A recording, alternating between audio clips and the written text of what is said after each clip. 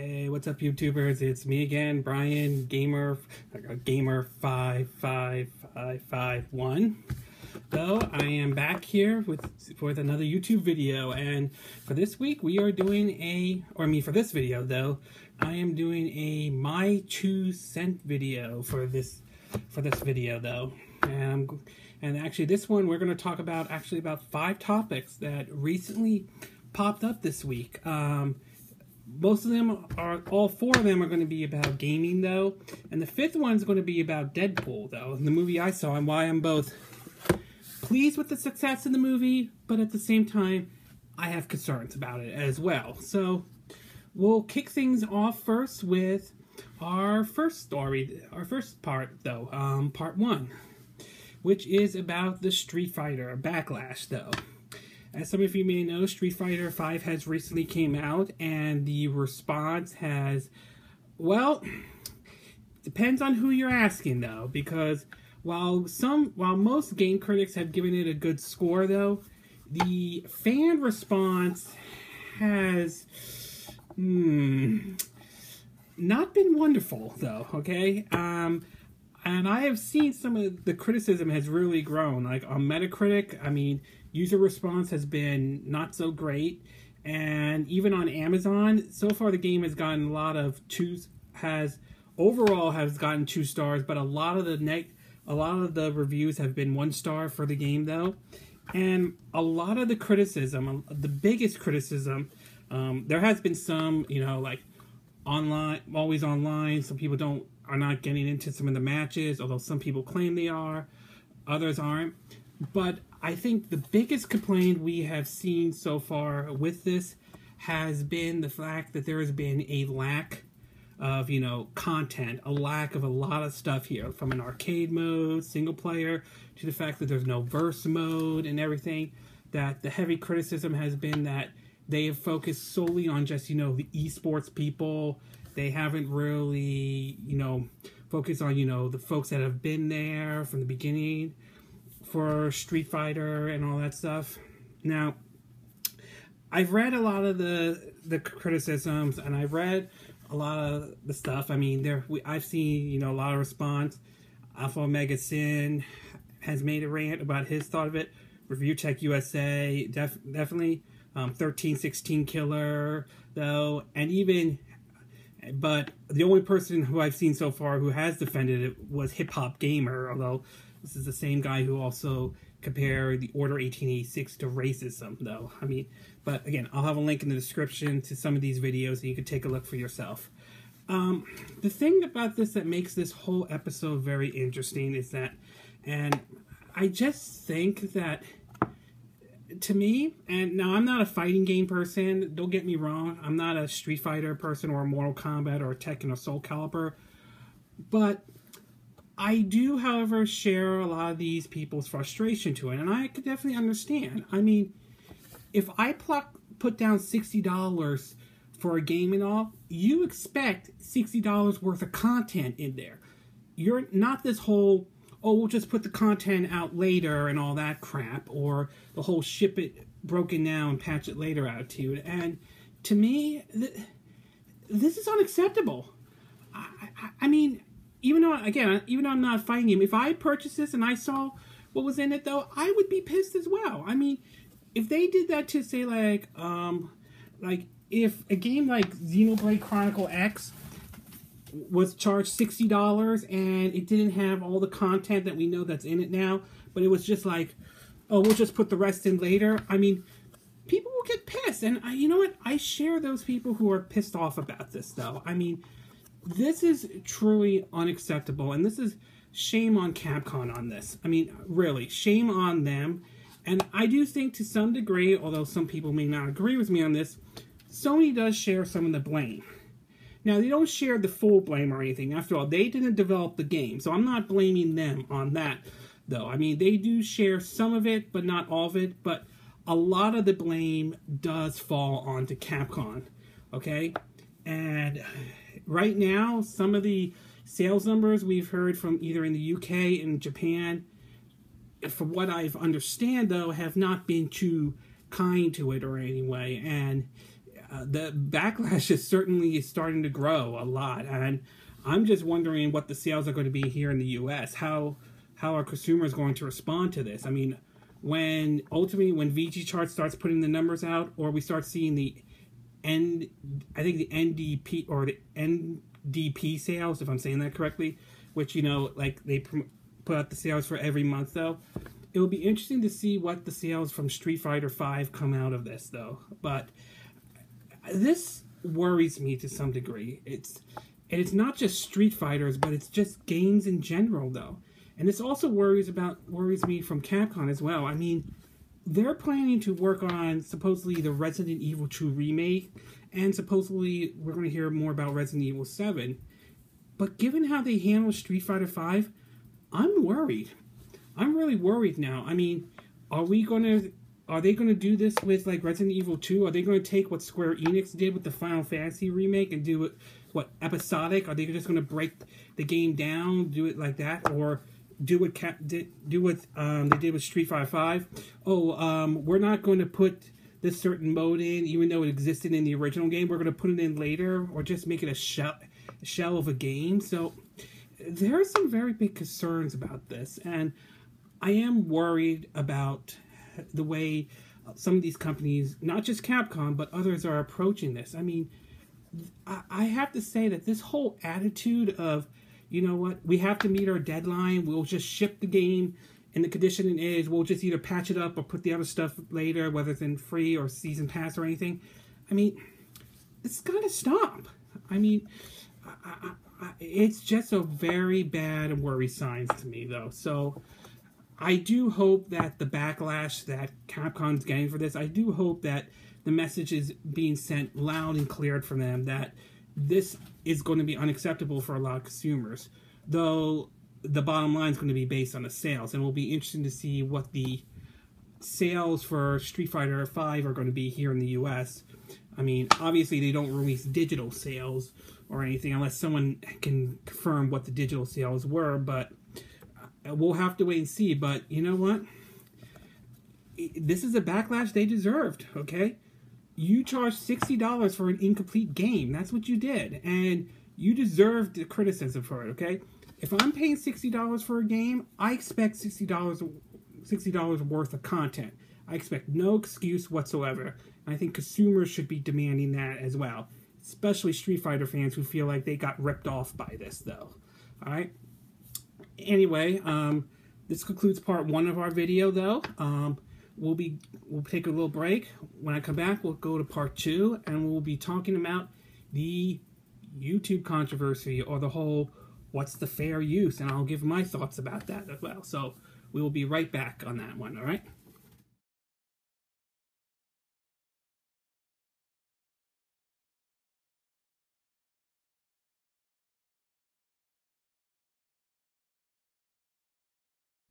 Okay, alright, so we're back from our little break, obviously, and we're going to get ready for part 2 of our MyTwo Cents that we're going to talk about. And for this one, we are going to be taking a look at the YouTube controversies that have been going on.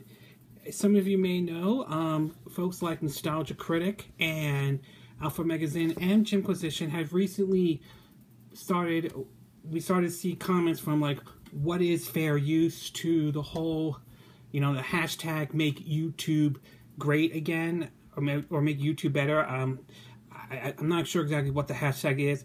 I have Alpha Magazine's video in the description, so you could take a look at that. I think that's what the hashtag's all about, though.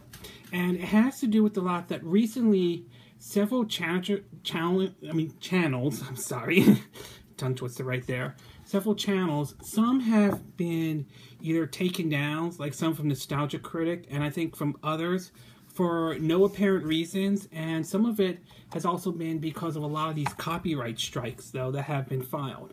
Now, I've heard of this before. I mean, we've seen cases where a lot of these companies have filed false copyright strikes against a lot of these YouTube channels before, though, and we've seen it before, I think, with Day One Gary Survival, with Total Biscuit. Jim Sterling, we know about it with, you know, the Slaughtering Ground and Skate Me and the Tense Rescue, though. And I have to say, as someone who has just recently started YouTube, though, I am very concerned about this for lots of reasons, though, okay? Now, YouTube isn't my livelihood or anything like this, okay? I do this just for fun. I could monetize my videos, though, but right now I don't. Mostly because, you know what, I do have a job, I do other things, though. So, to me, this isn't my livelihood, so, and right now, I haven't been impacted nearly as much. Now, having said that, though, that's not to say that others have not been impacted before. I mean, there are people who do rely on YouTube as their livelihood. This is how they make money, though. I mean, some people may not agree with it, some people may hate it, but the truth of the matter is that there are people who do make money off of YouTube videos, though. And for some of these companies to file some of these false copyright strikes, it is very concerning. I mean, I'm very concerned if I put up a YouTube video, someone may file a false copyright strike against me for no apparent reason. And that really is very scary. I really do. And I really think YouTube really needs to change some of their policies, though, to get this really under control and everything. But I also think it highlights one big picture, though. And this is how I'm looking at it, though. And that is, our copyright laws are really outdated, though, okay? As technology is moving faster and faster, a lot of our laws have not catched up with that, and I think that's really the big problem. And for some of these people, and another problem is that some of these people who use these copyright strikes law, as I said before, as a weapon to silence people they don't agree with. Now, I will admit that there are some people I do not agree with, though, but I will never, ever file a false copyright strike against anyone, all right? To me, I am a firm believer that freedom of speech does apply to the internet. And I believe people have a right to express their opinions and their views online, though. And they should never be silent for any reasons whatsoever, though. Okay? I may not agree with their opinions, and there are times when I don't agree with a lot of people's opinions, especially some YouTubers who I don't agree with. But I think when people file false copyright strikes and do something like that, that is low, and that is really unacceptable. And I really think this issue, this whole YouTube controversy, you know, what is fair use and all, really needs to be addressed. And I really think Google and YouTube need to set some boundaries on this fair use thing and really do a better job clamping down on these copyright strikes that have been going on, because there is going to be a certain point in time that some people may not want to use YouTube for fear that they may get a false copyright strike. And there also may be, someone may one day, it may not happen right now, but someone may one day come up with something that would eventually be better than YouTube and address these issues. And some of these YouTubers may go to them. And when that happens, who knows what, that could be the end of YouTube right there. So they may be the only game in town right now, but don't expect you're the only game in town right now forever. Someone will compete against you. Someone will probably come up with a better policy on this. And when that happens, then bye-bye YouTube, though. And it is very bothersome, though. So I really do think this, bottom line, I will say that this law does not only need to be addressed, both YouTube and Google not only need to address this, but to me, it highlights our copyright laws need to be fixed. They really need to be, there needs to be a major overhaul to this, though. All right. Anyway, this concludes part 2. Again, I'll have links to some of the description, including nostalgia critics on what is fair use and all. You can take a look at that video if you want to. I also have, you know, the Jimquisition and Alpha Omega Sin's take on it as well. So, again, those links are in the description, so you can take a look at them and see for yourself. So, this concludes part 2. Part 3, we will be talking about Nintendo and some of their financial report and some interesting news that come out of it. So, we'll take a little break, and then we will be back talking about that one. All right? So just hang in there, and we will be right back.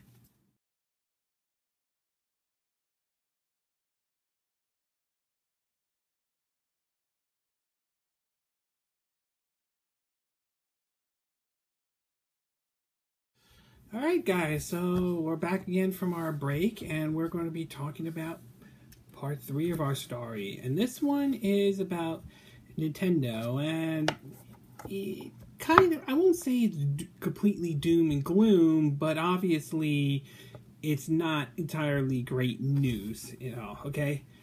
This is an article that came from Nintendo Life, and according to the article, it's referring to that Nintendo acknowledges that there are some tough conditions up ahead, and by cutting profits and sales forecasts. This comes off on the heel of their recent financial report that they released back, I think it was on February 1st, though. And so far, some of the sales numbers are not sort of great. Like, for example, the 3DS, though, their previous financial year, they were looking at, on the hardware side, like 8.73 million. Now it's dropped to now 6.6 million. On the software side, they're looking at 62.74 million last year. That's 2014 to 15, though. For 15-16, it's now down to 47 million. So it's obviously clear, at least from the 3DS side of things, the 3DS is kind of a bit sort of like slowing down. And then again, it was kind of released back in 2011, so it's kind of getting there and being old. On the flip side, though, the Wii U, at the very least, saw some improvement, though, okay? I don't get me wrong, I don't feel that, at this point, I really don't think there's much they could do with the Wii U other than just ride it out as much as they can until Codename NX come out. But anyway, according to this article, it says that the hardware sales from the previous financial years, 2014 and 2015, was like 3.38 million.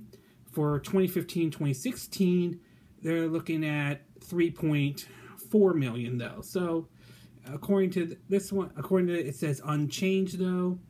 And then from the software, which saw some improvements, it looks like it saw some improvement, though.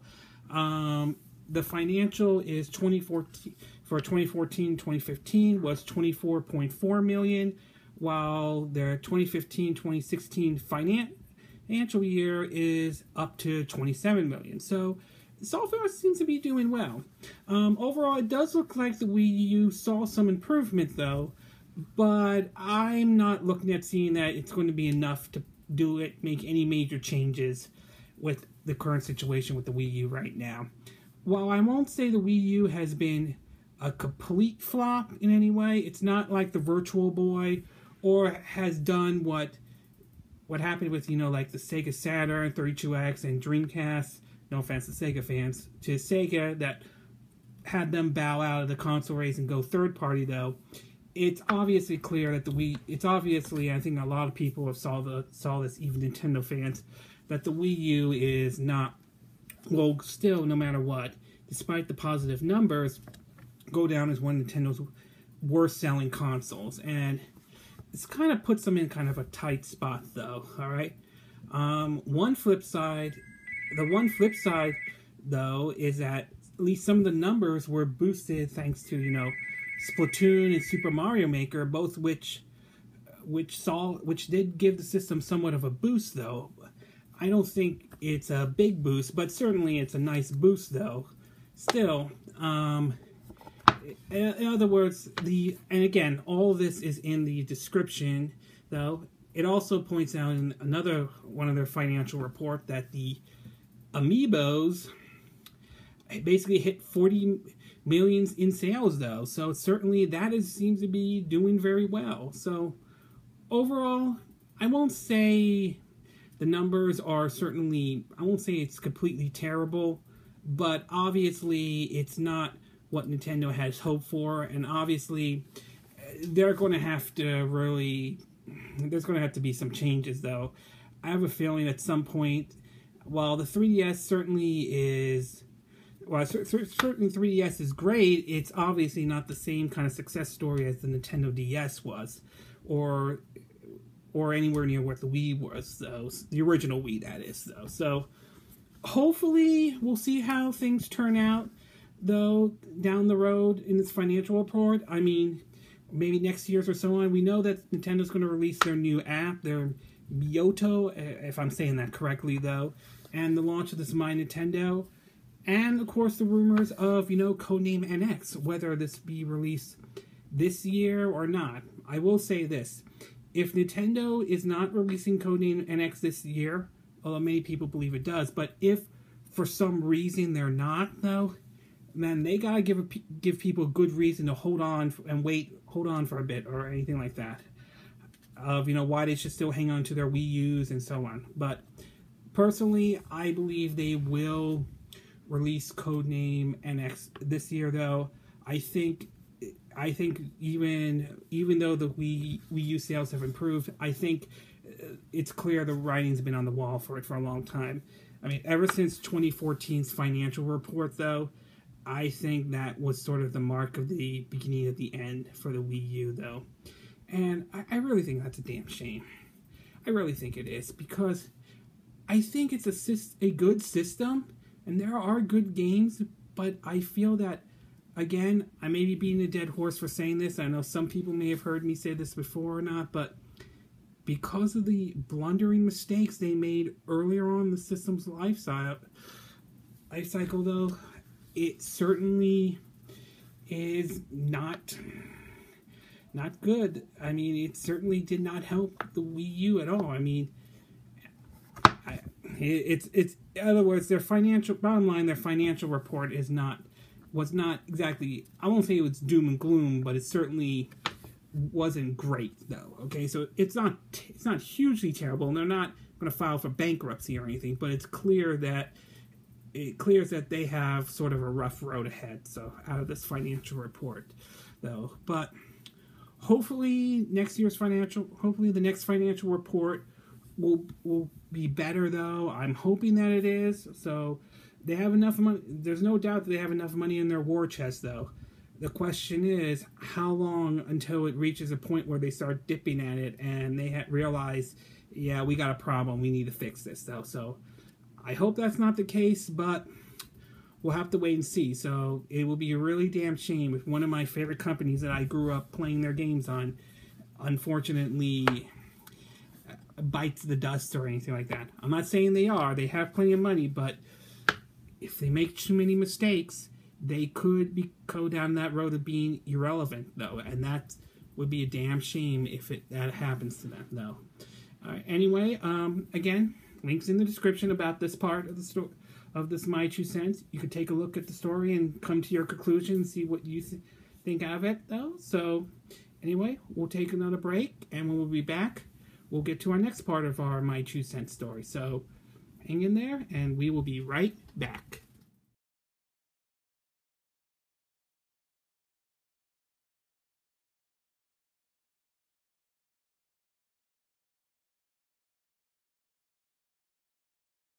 All right, folks. Okay, so we're back with our break, back from our break, though, and we're ready to talk about the fourth story, though.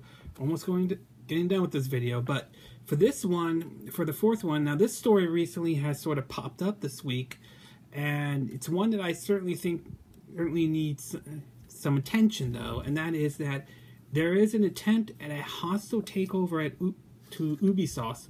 But Ubisoft, I said sauce, my bad, brain fart right there. Ubisoft, though, I think the studio is Vivendi. It's Vivendi, though. I have the name in the link in the description with the story, so pardon me if I'm saying it wrong, though, okay? So it's there so you could read it, though. But anyway, according to some of these articles that have come out, it seems as though we could possibly, I'm not saying it's going to happen, who knows if it will happen, but it sounds like we could see a hostile takeover of Ubisoft, though. In fact, it's gotten so far, it's a possibility of a hostile takeover that another article, according to IGN, is that it seems as though the CEO of Ubisoft is meeting with the premier of Quebec, the Quebec government, and other potential investors in Montreal and Montreal and Toronto up in Canada, though, to prevent this from happening. So obviously Ubisoft does not want this to happen in any way. My take on this is that it's very interesting to see this happening, though. What kind of impact will this have or anything? I really don't know much about what this is, but I mean, not what this is, but I really don't know what kind of impact this will have on future titles from Ubisoft down the road, whether or not this becomes a good or a bad thing. Who really knows what kind of impact this one will have, though? But it seems, though, that they began, according to this, they began taking over, Game Loaf, the mobile publisher. I mean, you may have played some of their games, though on, like, ISO devices or anything.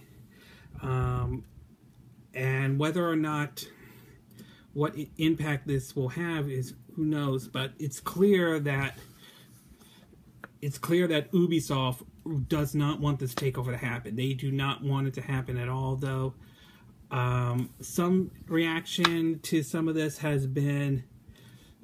is that some people want this to happen. I mean, I've read some people are saying, yeah, because a lot of people don't like Ubisoft or anything. Others are saying that they don't want this to happen because they like Ubisoft, but who knows?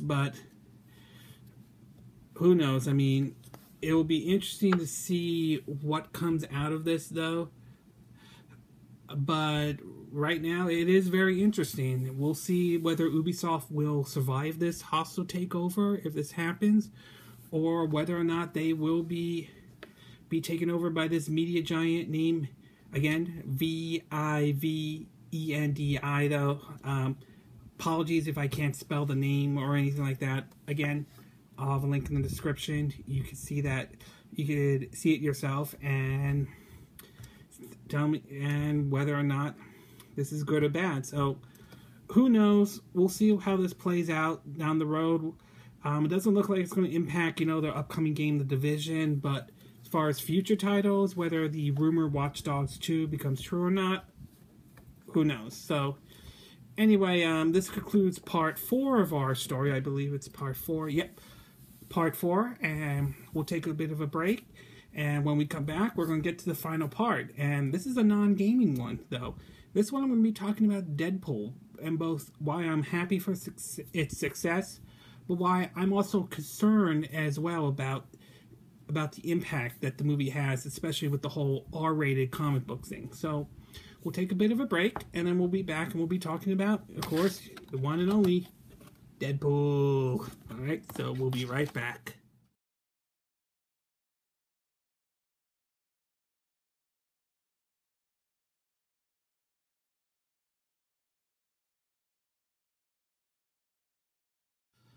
Alright, folks, we are now at the last part of our video. I hope we're back from our break, though, but we're now at our last part, part 5, and we're going to talk about, this is a non-gaming one. It's going to be a movie one, though, and we're going to be talking about the one, the only, who has had a success, has broken box office success, though. Deadpool himself, Deadpool, of course. Some of you may know the movie has been a big hit, and it for a movie that I think was like only $58 million to make, though, broke a lot of box office records and made like $200 million, even passing The Force Awakening in Russia, though, at least from what I've heard, though. I mean, that's pretty amazing, and I also think it's good and bad. I think it's good at the same time and also bad as well. I think it's good because I think it shows that an R-rated superhero movie can work though. I mean, when you have the right materials, the right source, the right actors, the right director, and so on, and it could work. And that, I think, hopefully will send a message to other studios that, you know what, I think we are reaching a point where, you know what, people are willing to see, R-rated superhero movies or R-rated action or R-rated type of movies like this, though. So it doesn't, I mean, many people thought this movie was going to flop because, you know what, it was an R-rated and all, but that proved not to be the case, though. So I'm glad that Deadpool has become a successful movie, that it has been. At the same time, it also concerns me because the big concern for a lot of people have is that Hollywood might get the message wrong, thinking that, that they can make lightning strike twice again. When in fact that, okay, that next comic book movie needs to be R-rated. We want to make it as successful as Deadpool. Is that, and I feel like they're going to miss that point. Is that there are many factors that made Deadpool a successful movie, though. I mean, you had the right actors, though. You had the fans who were really pushing to back it up, though. You had the right director. You had the right story and script and so on. You had the right marketing as well. I mean, the marketing for Deadpool was just spot on and excellent, though. I really enjoyed the marketing. And last but not least, you also have to look at the competition Deadpool was going up against, though. So there was a lot of factors to take in given Deadpool's success, though. I mean, if Deadpool came out when Batman vs. Superman Dawn of Justice or, say, Captain America Civil War comes out, I personally think the scenario might be a bit different than it is right now, but that's not the case here this time around. And I fear that Hollywood might get the message mixed up or get the wrong message, thinking that they can recreate that success again and again, and not realize that there were a lot of factors that took into Deadpool's success. Though, I mean, right now we'll see. Will be interesting to see going down the road what other if other superhero movies will go down and become like R-rated, though. I mean, I don't expect, like Spider-Man or Captain America to be R-rated at all. I don't expect that, though. But we might see, some of the other darker, graphic novels and other darker comics, I mean, have a shot at it and figure, you know what? Maybe it's time, though. I mean, there has been reports that Todd McFlair, if I'm saying his name correctly, has wrote a script for a Spawn reboot or anything else. And I think that's good, but it's also a concern because of some of the changes he's making, from what I understand. And that might upset some people, though. That some people may not be happy about this in some ways. But again, it's a little too early to say, though. We haven't seen a script yet. We haven't seen a trailer, so we don't really know for sure, though. But I have a link to a person by the name of Movie Night has a story about this. I'll have a link to his description. You could take a look at the whole Spawn story, though. Okay, but the bottom line about that one is, and overall though, is that good that Deadpool is being a success, though.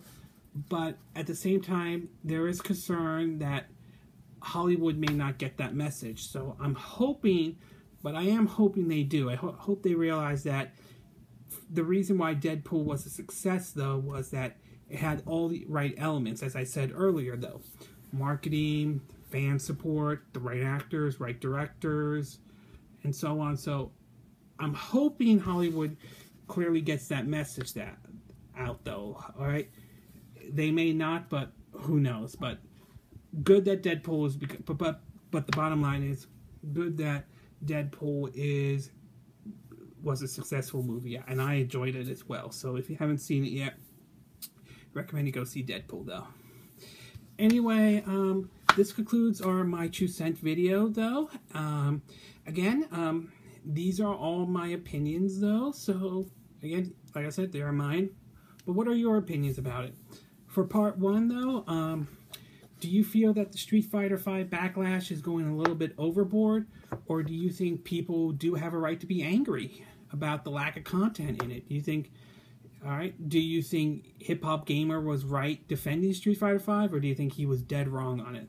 Though, again, these have links to descriptions you can see for yourself. For part two, the YouTube controversy. Do you think that are you not worried as much about the whole abuse of the copyright strike? Or do you think folks like Alpha Megasin and Nostalgia Critic are dead on about the whole fair use? And has this prevented you from doing YouTube videos? Are you worried that you could be hit by a copyright strike, though? Or you're not as worried as much, though. So your thoughts about the YouTube controversy. For part 3, though, Nintendo, though, and their current financial report. Do you think, are you panicking like, oh my god, Nintendo's doomed or anything like that? Or are you thinking, not yet. Let's wait and see how things play out this year or anything or like that, though. For part 4, this takeover of, the hostile takeover of Ubisoft. Do you think this is a good thing? Do you think it's a bad thing? Do you think this could impact Ubisoft in a negative way or in a positive way? Or do you really care about this hostile takeover or not, though? And finally, for part 5, the Deadpool success, though. Are you happy the movie's doing well, or you really didn't care about Deadpool?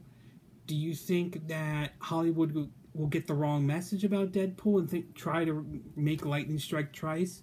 Or do you think they'll get the message and realize that, you know what, we're all now, I think it's safe to do like R-rated, superhero movies, okay? So, again, agree or disagree with my comments or my views on this, though. As always, I hope you like and subscribe to my YouTube channel, and of course, leave a comment. Tell me what you think. Agree with some of the stories I talked about, disagree with it, though. And I will say that, well, it's 10 o'clock here in Southern California, though, and this concludes my video, though. I am planning to do another video. I don't know when it will be done, though, but I am planning to do one on a review of Fire Emblem Fate, though, okay? So I'm going to try to see if I could get a review of that one as soon as possible, though, okay? Kind of have to fit it in my schedule, though, but I will try to get a review and give you my thoughts about it, though, and so on. But in any case, this concludes this MyTwo Cent video, my YouTube video, though, and I will hopefully see you again soon. Hopefully I'll have my Fire Emblem Fate video up as soon as I can if I have the time, but until then, though, I will see you again when I do a new video, alright? So, you guys take care, or at least, and you guys have a good evening, alright? Bye!